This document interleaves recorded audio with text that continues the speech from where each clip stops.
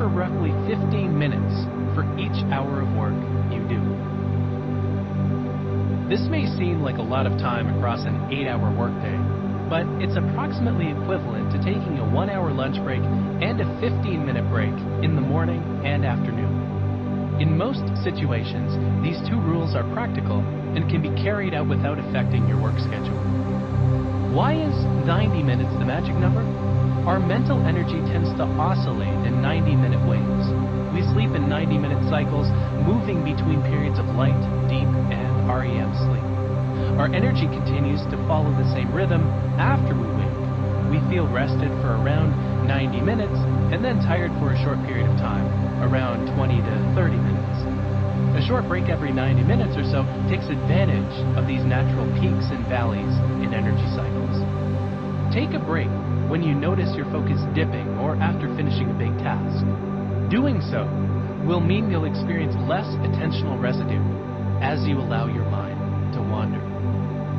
By taking strategic breaks, we're able to use periods of greater mental energy for maximum productivity and replenish our energy when it would naturally dip. Research shows we're more creative during these low energy periods, as during them, our brain is the least inhibited, which allows more ideas to rise to the surface. This makes low energy moments perfect for scatter focus. Start to pay attention to the ebb and flow of your energy levels in the morning and make a concerted effort to step back when you feel your energy beginning to dip. Energy levels stabilize a bit more in the afternoon, as well as dip less predictably, but it's worth sticking with a similar rhythm. And why should we have a 15-minute break for each hour of work? There isn't a lot of reliable research on this subject, but one company did try to crunch the numbers. A time tracking app called Desk Time, which automatically tracks the computer programs you have open so you can see at a day's end how productive you were, assessed the break data for the most productive 10% of their users.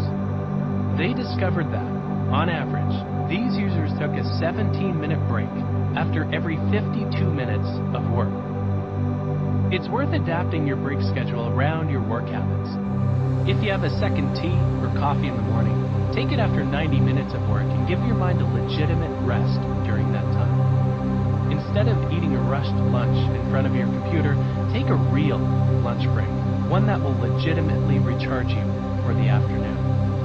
Leave your phone at the office and enter scatter focus mode on a lunchtime run or while reading a good book, being sure to capture any thoughts and ideas you've been incubating.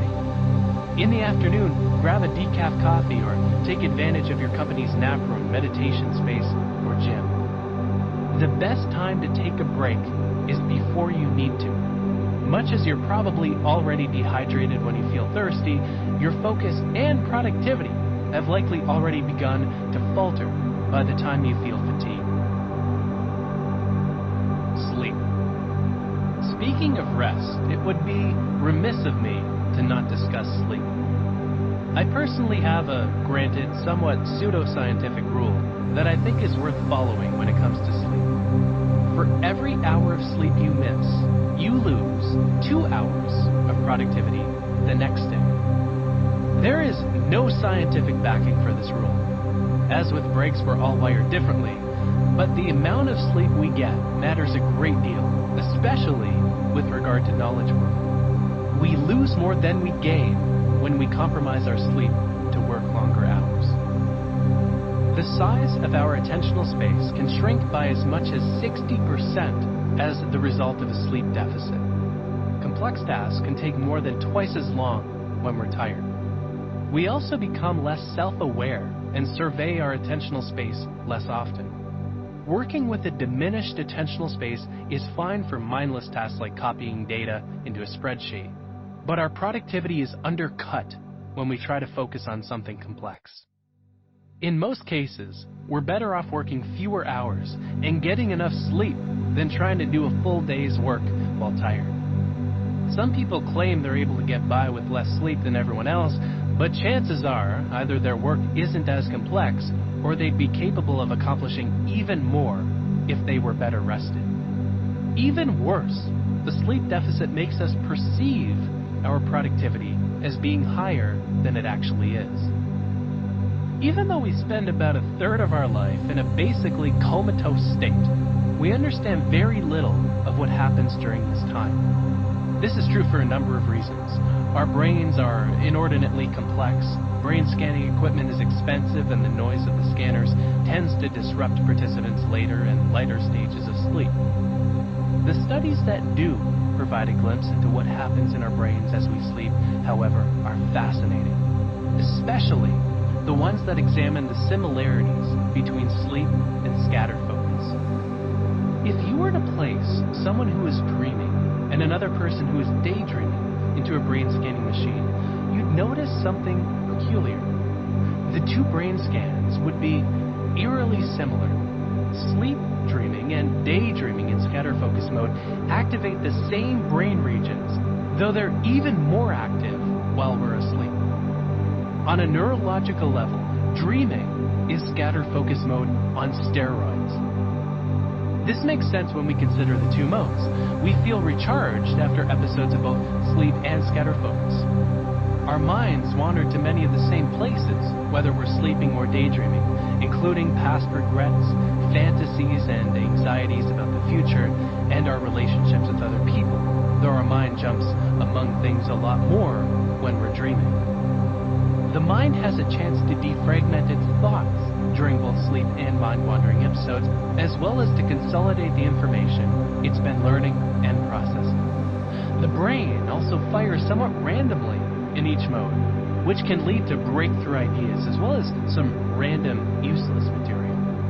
It's no wonder countless great ideas have come to people in their sleep, including Paul McCartney's melody for Yesterday, Dmitri Mendeleev's idea for the periodic table of elements, and Jack Nicklaus's new and improved golf swing. In addition to the productivity toll, the costs of working with a sleep deficit are numerous. Research shows that as we get less sleep, we also feel more pressure at work, focus for a shorter duration of time, even less than 40 seconds, fire up social media sites more often, experience more negative moods, actively seek less demanding tasks, eliminating those that no longer fit into our shrunken attentional space, and spend more time online throughout the day. This holds especially true for those aged 19 to 29, a demographic that chooses to go to bed later than any other age cohort, around midnight on average. Given that most of us need around 8 hours of sleep, turning in at midnight doesn't exactly prepare us to be productive the following day unless we have the flexibility to wake up late. As a side note, one of the best ways to get more sleep and to increase the quality of your sleep is to develop a solid nighttime ritual. Because our energy levels are depleted by the end of the day, we tend to spend a large amount of time then on autopilot mode. Establish a set routine that enables you to unwind before bed. Consider adding habits like reading, meditation, disconnecting, drinking a cup of herbal tea, or simply removing the TV from your bedroom. It's a convenient object of attention, infinitely more stimulating than sleep. Getting to bed at a decent hour is the best way to get enough sleep. While most of us need to wake up by a certain time, our nightly routine is usually more flexible. Rest is not idleness. It often doesn't feel right to step back and rest when you have more work to do than time to do it. You may even feel twinges of guilt. This is usually just self-doubt rearing its ugly head. As you consider the opportunity costs of taking a break, you begin thinking of all the other things you should be working on instead. Taking a break feels less productive than getting real work done, so you feel at fault when you even consider stepping back. This logic doesn't hold water in practice. In fact, taking a break is one of the most productive things you can do. As we've discussed, your brain has a limited pool of energy, and once that reserve is depleted, so too are your focus and productivity. Breaks not only allow you to recharge, they prevent you from hitting a wall. Whenever we rest, we exchange our time for energy. This is true regardless of whether we're resting by taking a break or by getting a good night's sleep. This time investment doesn't evaporate into the ether, and in reality, you should feel guilty about not taking breaks. I've asked you to look back at your work and life quite often in this audiobook, such as suggesting that you think of when you felt the most focused and creative. There's a reason for this. You can learn a lot through a little introspection. If you want to become more productive, creative, or engaged with your work, the truth is you already have a huge amount of data at your disposal. All you have to do is reflect on when you were the most productive, creative, or happy, and consider the conditions that led to that state. It's worth doing a similar exercise here. Think back to when you last approached your work with the greatest energy. Maybe there was a stretch of time when you had a habit of exercising at lunch or took more breaks than usual. How much were you able to accomplish on those days? Taking more breaks will absolutely lead you to work smarter and accomplish more. Ironically, the busier you are, the more you need them. During times like this, the likelihood of being overwhelmed is higher, and you will benefit from the perspective HyperFocus provides. This chapter is one of the shortest in the book because the main idea is simple. HyperFocus mode helps us recharge our ability to hyperfocus, in addition to letting us plan for the future and become more creative.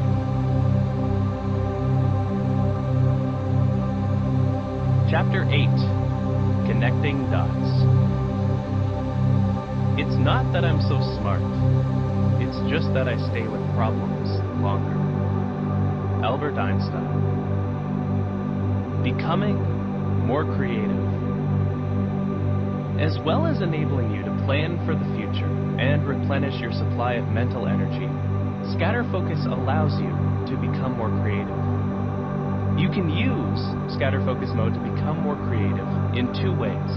First, by connecting more dots, and second, by collecting more valuable dots, a topic that will be discussed in the next chapter.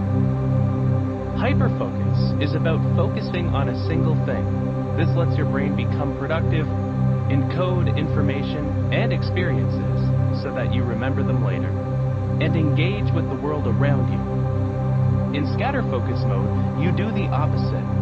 You zoom out and connect the constellations of dots in your head, a dot being any piece of information you hold in your mind. On a neurological level, our brain is a constellation of dot-filled networks, and we're constantly adding more with every new experience.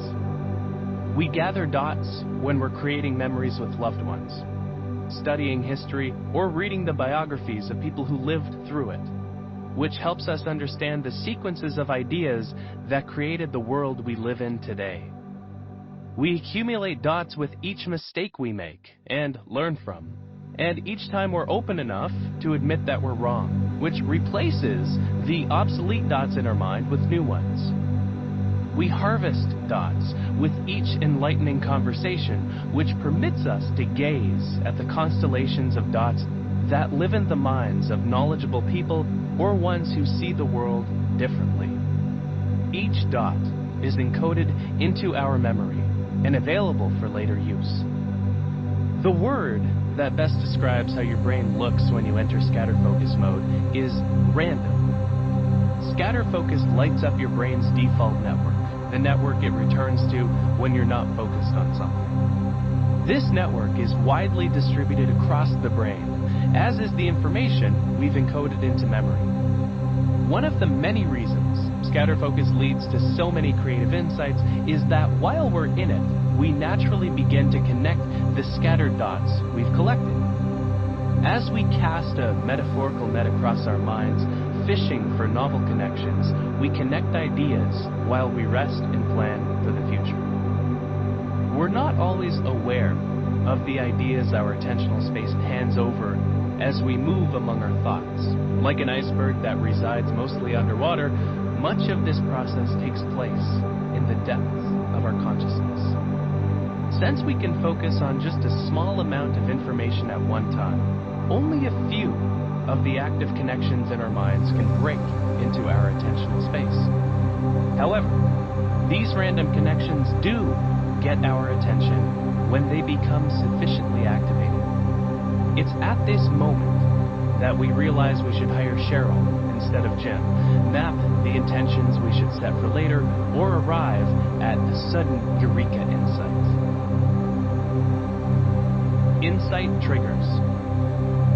Uncompleted tasks and projects weigh more heavily on our minds than ones we finished.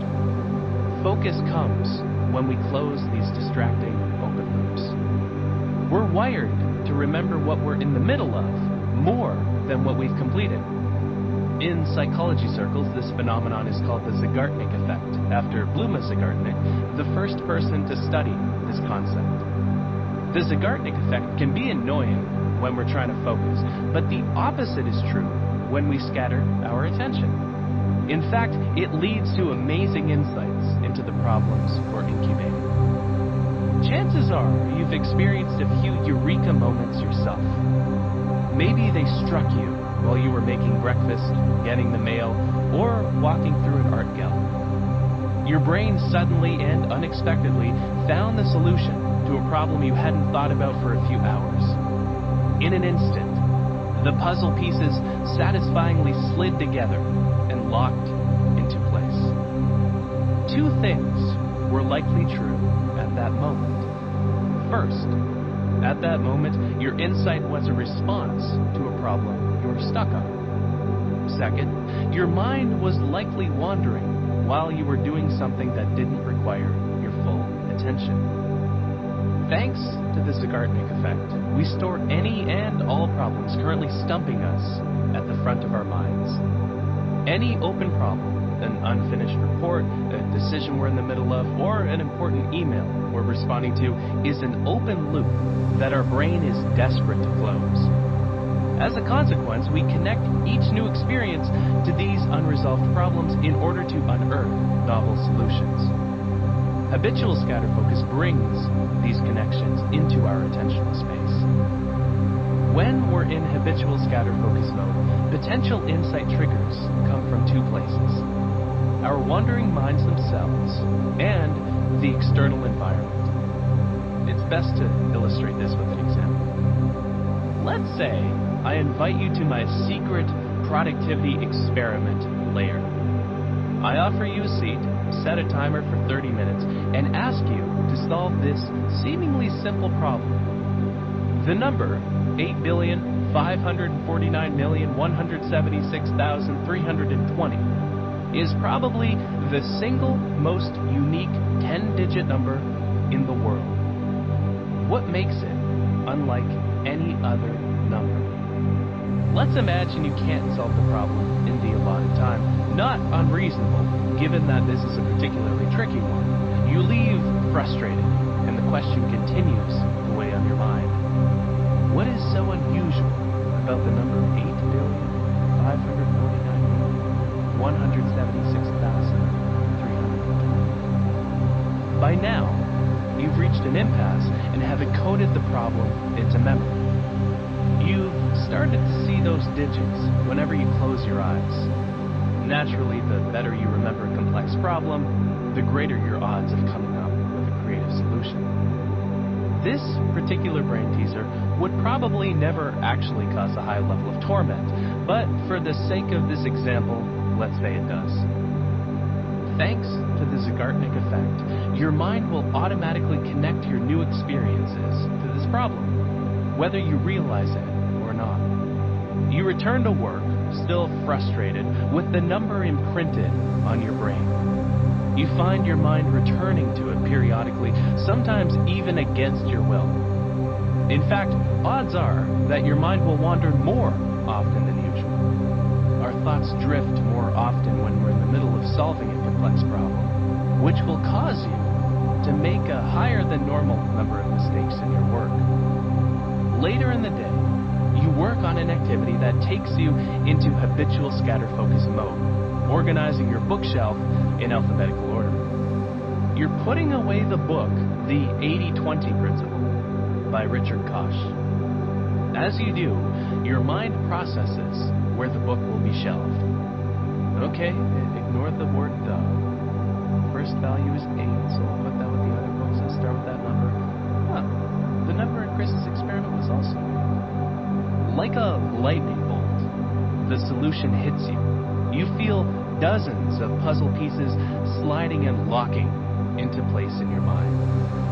8,549,176,320. 8, 5, 4, 9. A, B, C, D. 8, 5, 4, G, H. The number in Chris's experiment had every digit arranged in alphabetical order. As far as insight triggers go, this is a fairly straightforward one. Usually, they are more subtle, nudging your mind to think in a different direction and restructuring the mental dots that represent a problem. I designed this example to illustrate a simple concept. Habitual scatter focus lets our mind connect the problems we're tackling with what we experience, as well as where our minds happen to wander. Insight is a notoriously difficult subject to study. To do so, you have to lead people to an impasse on a problem and maintain sufficient interest in it to make them want to solve it later. Luckily, you don't need the results of research to support these findings. You probably have enough data at your disposal in the form of your own past experiences. I can't stress enough how remarkable insight triggers are. You may see a bird picking at a chip packet, which leads you to realize you should clear the chips you've been snacking on out of the kitchen so you can lose those final 10 pounds. Intentionally daydreaming during your morning shower, you recall how you resolved a past work dispute and realize you can use the same technique today. Walking through a bookstore, you notice a cookbook which reminds you that you were planning on replacing your kitchenware set and that there's a store around the corner that sells them. The richer our environment and the richer our experiences, the more insights we're able to unearth. Look back to some of the greatest eureka moments in history. In addition to reaching an impasse with their problems, the famous thinkers arrived at solutions to them after being spurred by an external cue. Archimedes figured out how to calculate the volume of an irregular object when he noticed his bathwater overflowing. Newton came up with his theory of gravity when he saw an apple fall from a tree, probably the best known insight trigger in history. For his habitual scatter focus routine, renowned physicist and Nobel laureate Richard Feynman would sip 7-Up at a topless bar where he could, quote, watch the entertainment and, if inspiration struck, scribble equations on cocktail napkins, end quote. Connecting even more dots. Simply entering habitual scatter focus mode will enable you to experience the remarkable benefits I've covered so far. But if you want to level up even further, here are 6 ways to do so. 1. Scatter your attention in a richer environment. Being mindful of and controlling your environment is one of the most productive steps you can take. In addition to creating a focused, conducive environment using the steps I discussed earlier, you can also help surface scatter focus insights by deliberately exposing yourself to new ones. Immersing yourself in a setting that contains potential insight triggers is a powerful practice. A rich environment is one where you're constantly encountering new people, ideas, and sights. Break activities like walking through a bookstore or people watching at a diner are far more valuable than those that don't carry any new potential cues. Adopt a mix of such activities, some that give your mind the space to wander and connect dots, and others that expose your mind to new ideas you can connect later. As a side note, you can also use cues to capture everything you need to get done. Walk around your house with a notepad and draw up a list of tasks that need to be completed. This list represents your external cues. You'll be able to capture just as much, if not more, valuable information if you do the same at the office or while browsing each folder on your computer. computer. While this might feel overwhelming at first, you'll be able to better organize and prioritize everything on your plate. If you want to deepen your relationships with friends, scroll through the Contacts app on your phone and take note of whom you haven't connected with in a while. If you want to develop deeper professional relationships, scroll through your LinkedIn contact list. Deliberately exposing yourself to new cues can help in these ways and more. 2. Write out the problems you're trying to crack. I hit a major impasse when I poured through the 25,000 words of research notes I had collected for HyperFocus. How could I reorganize these digital scribbles into something that resembled a book? My outline document was essentially a 25,000-word problem statement. I printed and reviewed it regularly, noting at the top of the pages my biggest challenges, such as how I'd make the book practical, structure the manuscript, and present the research so that it was interesting. Regularly reviewing these problems and the document itself kept the project fresh in my mind. Frequently entering habitual scatter focus mode, including one afternoon during which I scanned the tables of contents of about 100 books to see how they were structured, surrounded me with potential solution cues.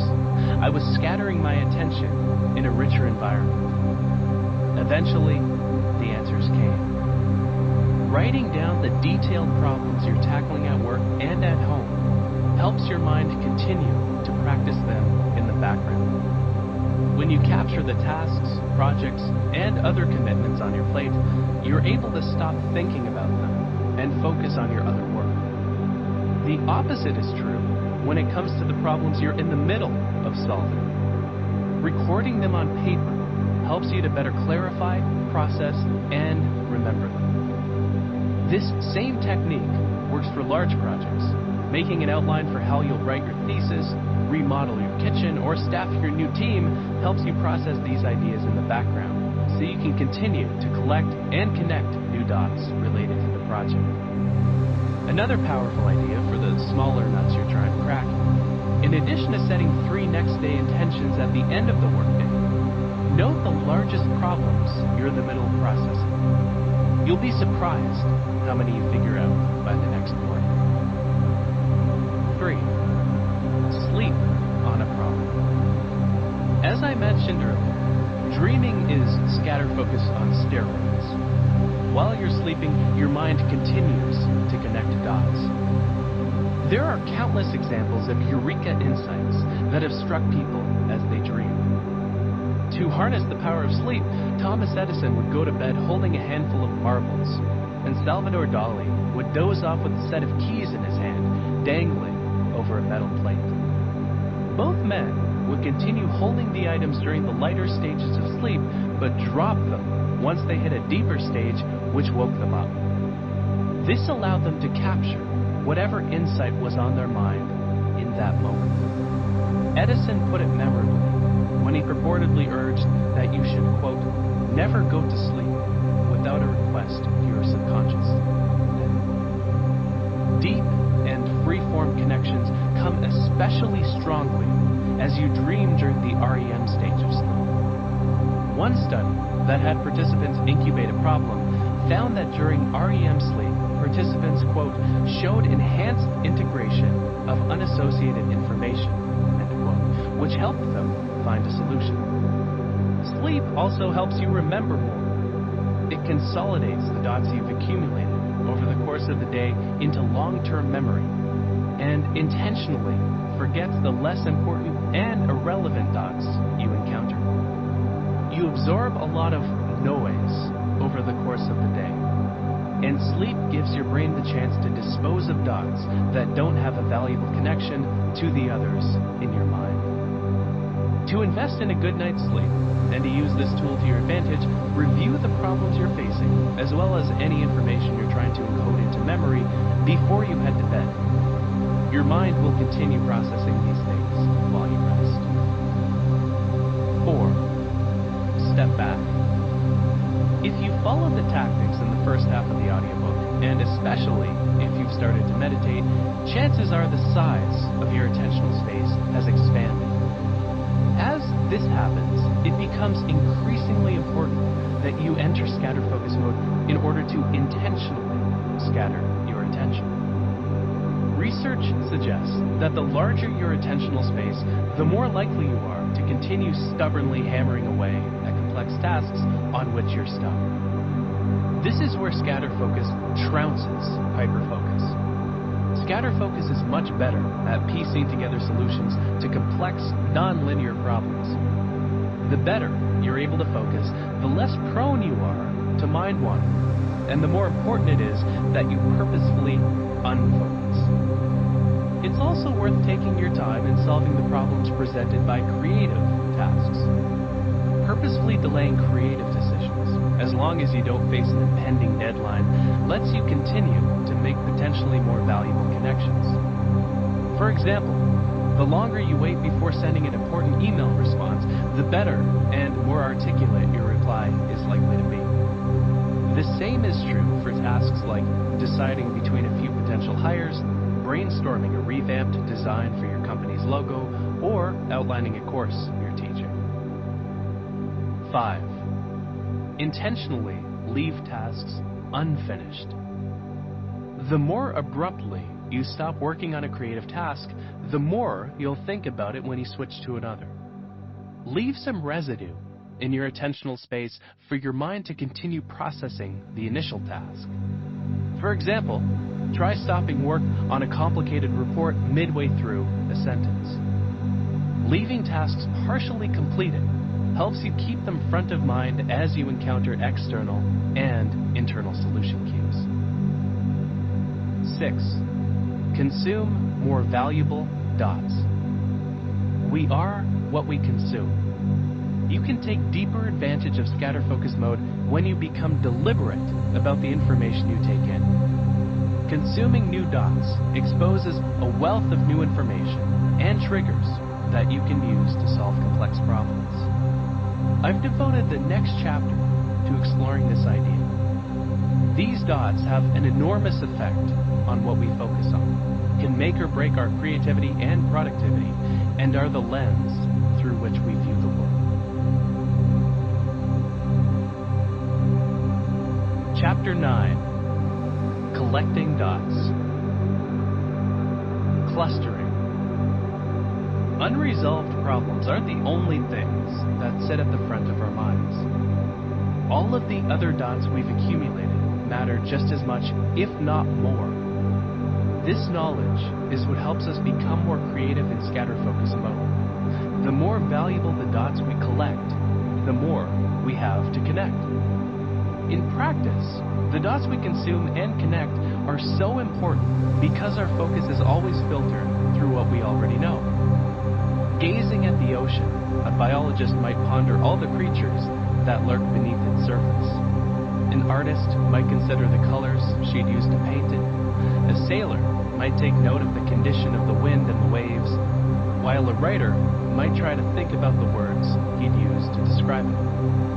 People become experts on particular subjects by accumulating and connecting enough dots related to them in the form of experiences, knowledge, and best practices.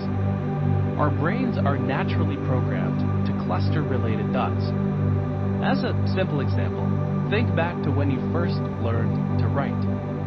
You likely began by learning the letters of the alphabet, how they were shaped, what they sounded like, and so on. These were the first dots you accumulated on the topic.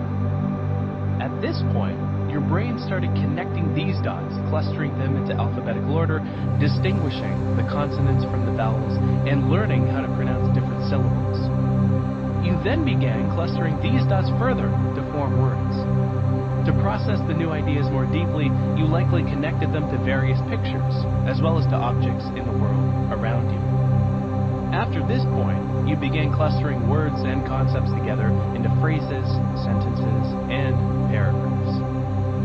As you listen to this book, your knowledge of phrases, sentences, and paragraphs is so embedded in your mind that the act of listening has become implicit.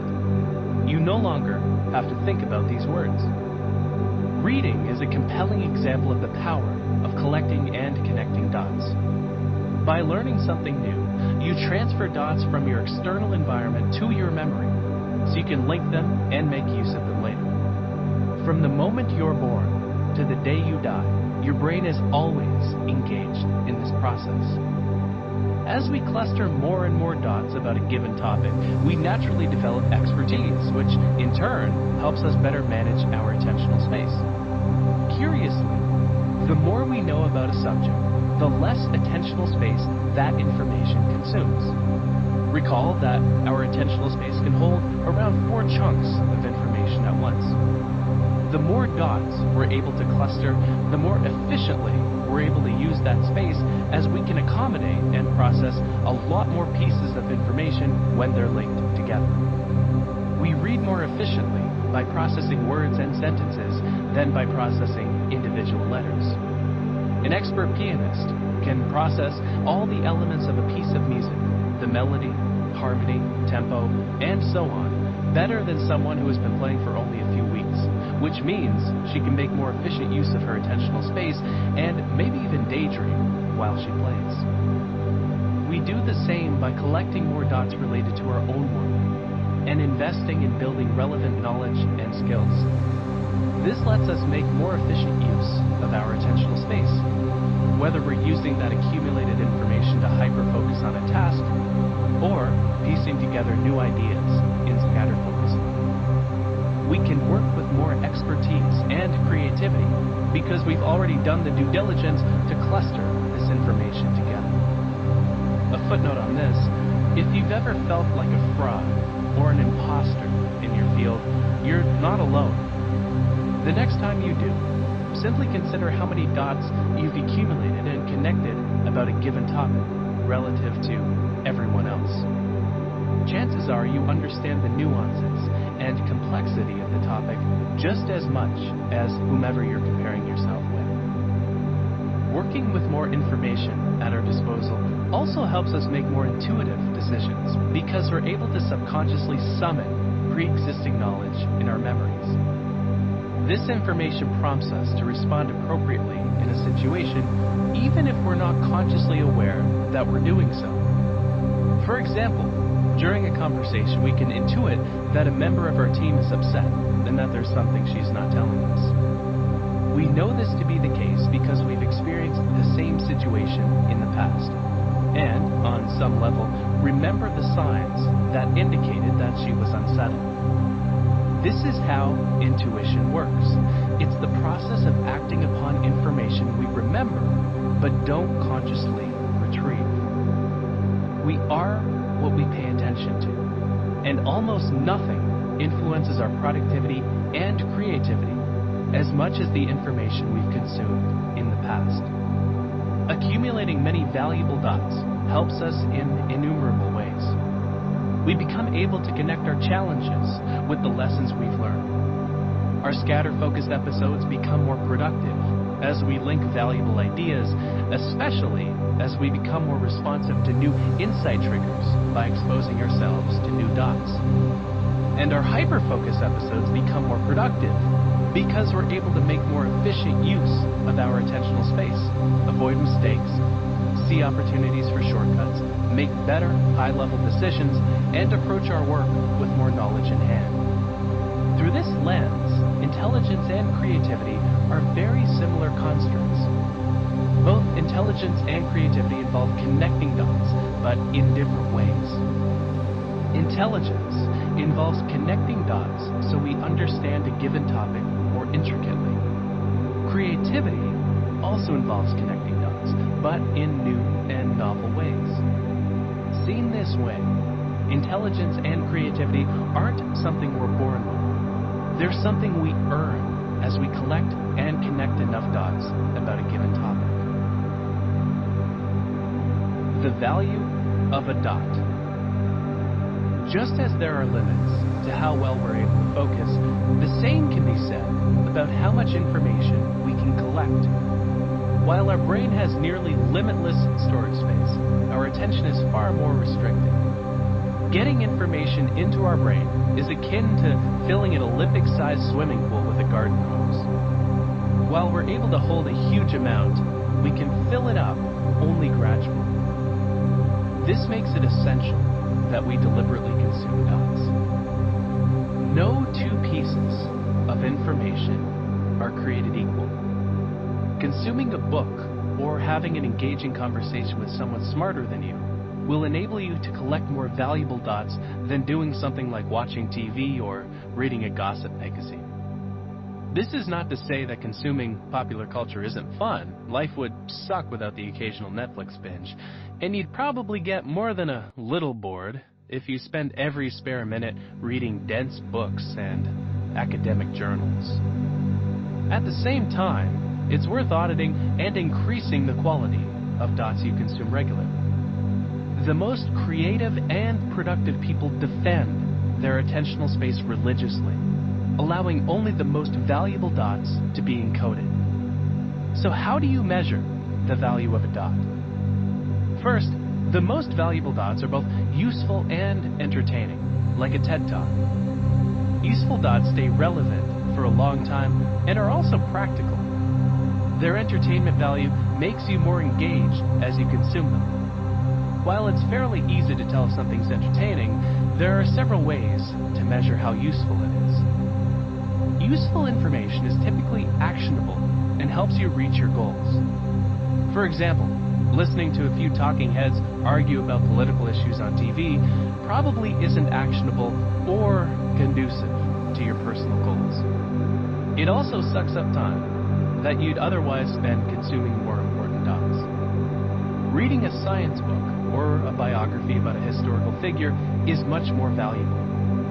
Works like these can inspire you with a new perspective, are relatively practical and non-speculative, and can help you reach your personal goals in the short and long term. The information they contain also has a longer shelf life. As well as being actionable and beneficial, useful dots are also either related to what you've consumed in the past or completely unrelated to what you already know. Consuming information adjacent to what you've taken in before allows you to develop a constellation of dots around a single idea. If you're a software engineer, taking a course to learn a new programming language, or reading a book on managing engineers is obviously a productive use of your time, attention, and energy. Any piece of information that supports your existing skills is a good use of time. The more expansive your constellation of dots, the more valuable connections you're able to make. Your brain even releases more dopamine, a pleasure chemical, when you consume information that supports what you know. At the same time, it's also immensely valuable to consume dots that are unrelated to what you know. Taking in novel data gives you an opportunity to question whether you're consuming only information that confirms your existing beliefs, and it may provide an insight trigger. Again, your brain is attracted to and wired to remember novel information. If you're in doubt about consuming something, ask yourself, how do you think your life will be different knowing this piece of information? The tactics in this book are all intended to help you manage your attention deliberately. The same principle applies here. When your creativity is essentially the sum of the dots you connect, consuming information on autopilot mode is one of the least useful activities to engage in. Collecting more valuable dots. Picture a simple chart with usefulness of information labeled on the left vertical axis and entertainment value of information labeled on the bottom horizontal axis. Now, imagine a steep downward sloping line going from the top left to the bottom right. Generally speaking, practicality does not equal entertainment. This isn't always the case. You may, for example, find some series books more entertaining than reality TV shows, but most of what you consume will follow this trend. We can further separate the most useful things we consume from the least useful. In decreasing order of usefulness, there's information that's useful, balanced, entertaining, and finally, trashy. First, there are the useful dots we consume. This information is actionable, is accurate, helps us reach our goals, and remains relevant for for a long time. It may also be related to what we already know, so it allows us to connect and cluster more valuable thoughts, or unrelated to what we know, leading to more serendipitous connections. For me, things like nonfiction books, online courses, and journal articles about productivity are in this category. Useful information is typically the densest of the three categories. Books are a good illustration. While a book can sometimes take less than 10 hours to read or listen to, it can take decades to write and may contain a lifetime of lessons that the author has learned and summarized. Books provide access to the highest quality thinking and most useful thoughts on pretty much any topic. Having an unlimited amount of energy to consume useful information throughout the day would be ideal, but this obviously isn't possible, even if we frequently replenish our supply of mental energy. However powerful our brains are as dot-connecting machines, consuming exclusively non-entertaining material can quickly become a chore. This is why it's also important to seek out balanced dots, information that is both useful and entertaining. Countless things fit into this category, including novels, podcasts, documentaries, and TED Talks. The entertainment value of this information makes it easier to become engrossed in it, and as a result, we're more likely to continue consuming it and become actively involved with the information it provides. Finally, there's the bottom third of what we consume. Information that's entertaining or, at worst, trashy.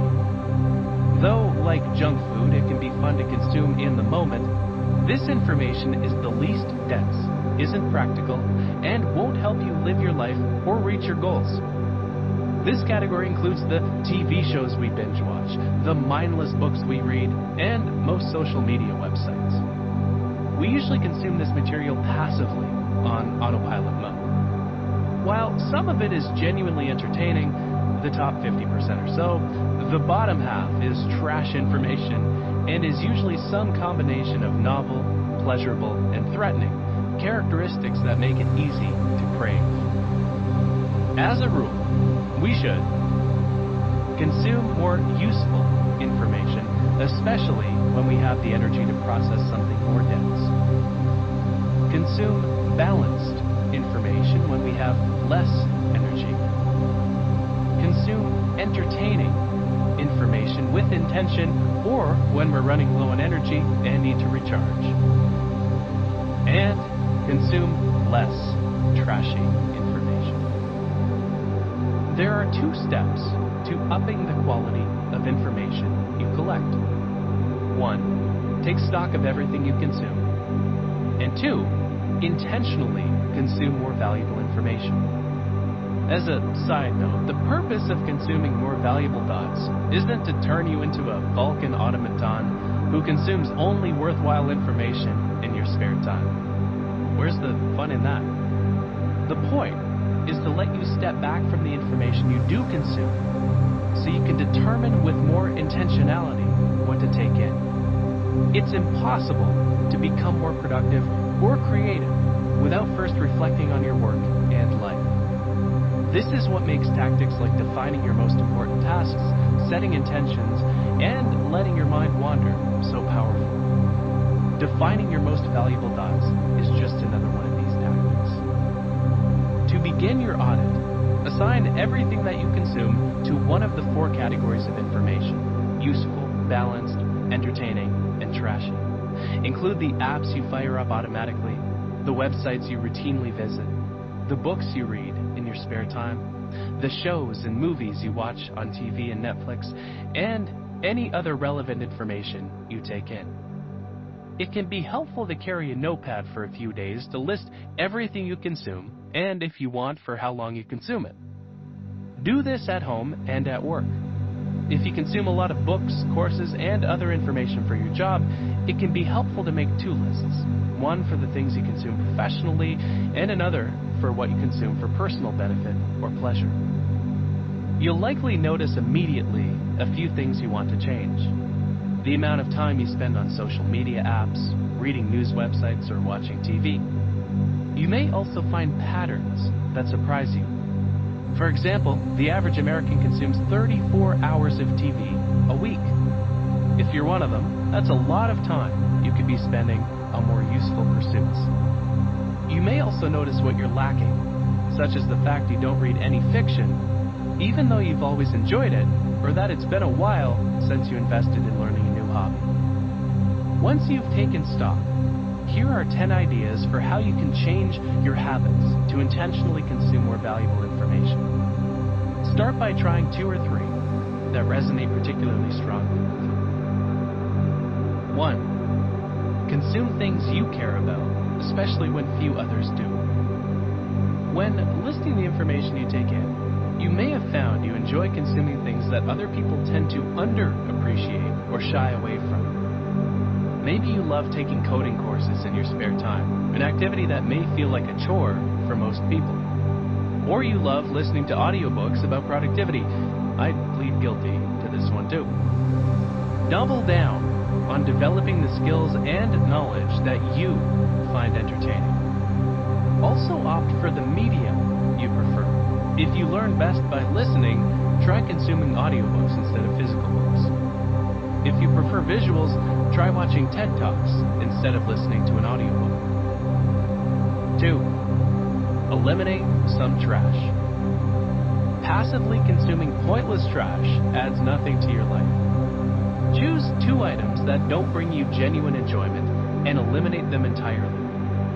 Look out for material that, while stimulating in the moment, doesn't leave you satisfied afterward. Be ruthless about defending your attention.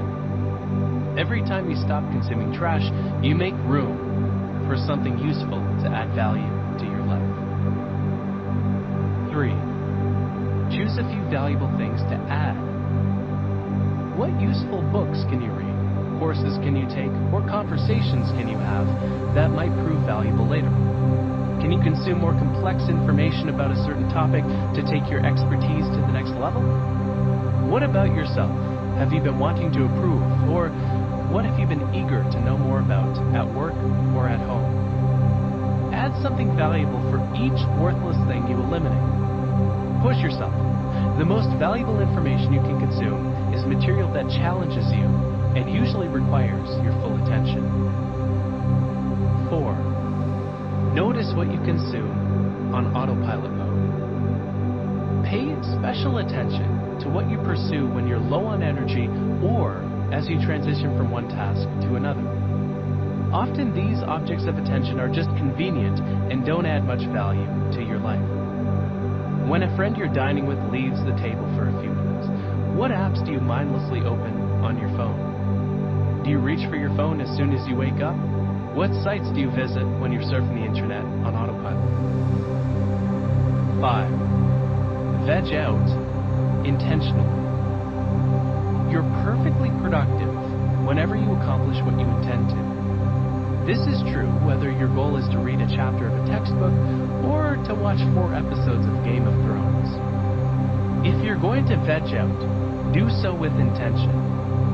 Set the criteria for what you plan to do, such as the number of episodes you'll get through, what you'll eat as you watch, what you'll do afterward, and so on. This not only allows you to act with intention, but also leaves you feeling less guilty so that you can actually enjoy yourself. 6. Reevaluate what you're consuming as you're consuming it. In addition to being more selective about what you consume, you should reevaluate content as you consume it, skipping or skimming anything that's not worth your time. The Zeigarnik effect makes us want to finish what we start. But every minute we spend on something useless is a minute we lose working on something useful. After you begin a book, movie, or TV series, assess along the way whether you should pursue it to the end. 7. Get things to bid for your attention. View the descriptions of podcasts, TV shows, movies, and books as a pitch for your time and attention. You don't have to listen to every podcast that automatically downloads, every show your DVR records, or every book a friend recommends. Deciding whether something merits your attention takes an extra step, but it's a decision that will save you hours you can then devote to something better. 8. In the moment, zoom out. Try zooming out to a larger time frame if you're having trouble deciding in the moment between a few different things to consume. If you spend any time on social media sites, you may be familiar with those oddly satisfying cooking videos that show an entire meal being made in half a minute. Spinach is reduced to 1/5 its size in a second, and small chunks of chicken cook in 2 seconds. You can zoom out on the material you're considering consuming in a similar way. Let's say you find yourself with an hour to spend however you want. Take an extra step to observe your life from afar. How would you want to see yourself occupying that time if it were sped up into a 30-second video? Would you want to see yourself lying like a blob on the couch watching Sherlock on Netflix or mindlessly tapping on your tablet? Or would you rather watch a video of yourself poring over 100 pages of a book? Zooming out to observe the impacts of your actions will nudge you to consume more valuable information. 9. Invest in serendipity. Consume challenging things outside the boundaries of your expertise, ones that force you to make more disparate connections. The more disparate the dots you connect, the more valuable the connections often end up being. Set your browser's homepage to open with Wikipedia's random article bookmark. Look through the AMA Ask Me Anything section on Reddit, where world-renowned experts answer popular questions from everyday people. Go see a band you've never heard. Read a book on a topic you know nothing about. Take a class in a subject you've always been curious about, like quilting, dancing, or public speaking. Pick up a biography about a historical figure whose name you know, but whose life story you don't. I signed up for an online course on coding iPhone apps several months back. Today, it's one of my favorite things to do in my spare time. 10. Double down on what's valuable. There are some topics you know more about and some things you're better at than almost anyone in the world. The more dots you collect around these particular topics or skills, the more of an expert you'll become. For each worthless thing you eliminate, consider doubling down on something you're already good at or a subject you know a lot about. If you're a teacher, for example, instead of firing up Netflix on autopilot mode after work, consider taking a course to invest in new professional skills. When you double down on what you're already accomplished at, you'll be surprised by how much more productive and creative you become. Like magic. As we continue to assemble a constellation of dots around a certain topic, ideas begin to build upon one another. Eventually, ideas become magic. I love this quote from British science fiction writer Arthur C. Clarke. Quote, "Any sufficiently advanced technology is indistinguishable from magic." End quote. I'd take this a step further to argue that any sufficiently complex decision or idea is also indistinguishable from magic. Whenever we don't understand the complex network of dots that contribute to some result, we ascribe it to magic or genius. I've had an obsession with magic tricks since I can remember, but I find figuring out the workings behind a complex illusion far more satisfying than seeing the trick itself. Illusions stop being magical the moment you discover how they're done, but learning how they're done feels like a eureka moment in and of itself, as a set of jumbled puzzle pieces locks into place. Like a magician's, the methods of a genius are mysterious until you untangle the web of connections that leads to them. These individuals usually have more experience, have put in more hours of deliberate practice, and, most important, have connected more dots than anyone else. As author Malcolm Gladwell wrote, quote, "Practice isn't the thing you do once you're good. It's the thing you do that makes you good." End quote. Albert Einstein was undoubtedly a genius. He connected more dots in more unique ways than almost any other human. At the same time, he was bound by the same mental limits that we all are. To conceive of an idea like the general theory of relativity, he had to collect and connect an incredible